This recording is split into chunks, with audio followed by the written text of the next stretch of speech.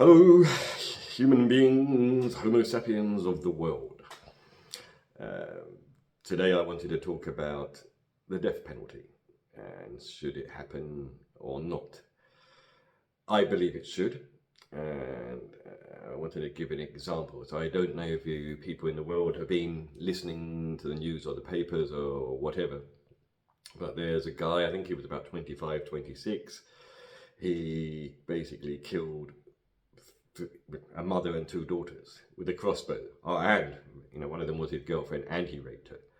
So he has, this bastard, and that's a polite way of speaking, has deprived three beautiful people of life, of their, especially the young ones, of all the experiences, marriage and babies, love and loss, they would have had in their lives.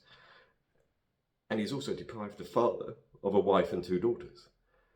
I can't even imagine what the father's going through. I wouldn't know what to do if that happened to my family. And yet he's put away, he tried to shoot himself with a crossbow and he's in a wheelchair and people are saying, oh, well, he's going to be in prison for, let's say, 50 years. And he's going to be suffering because he's in a wheelchair and his freedom is deprived. What a load of bollocks. Kill the bastard.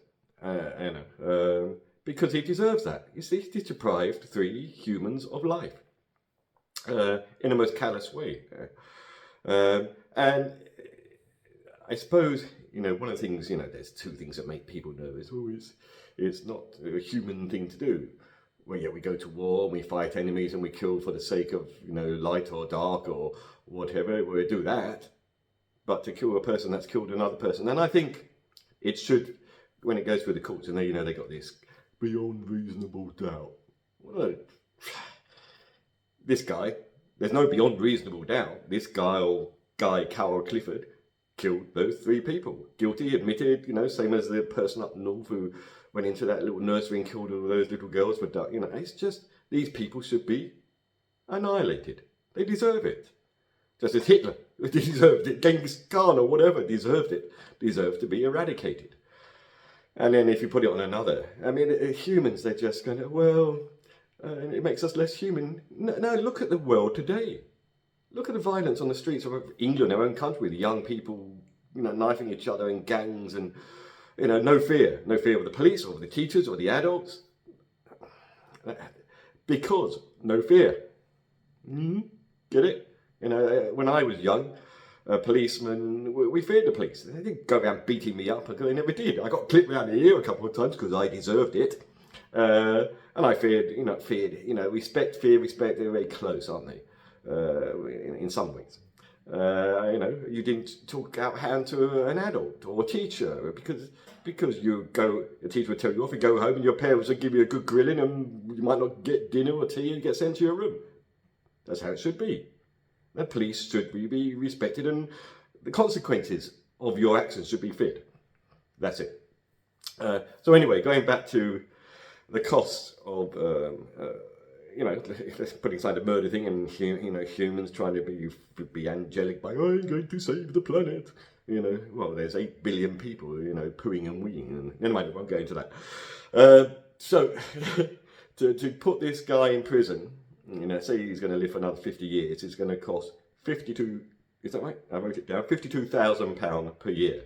Now that's a cost of £2,600,000 to keep him in prison for life. Then I kind of looked, I thought, okay, I wonder how many murderers there are in prison. And in England and Wales, that's just England and Wales, not the world, England and Wales, there's about 5,300 murderers in prison.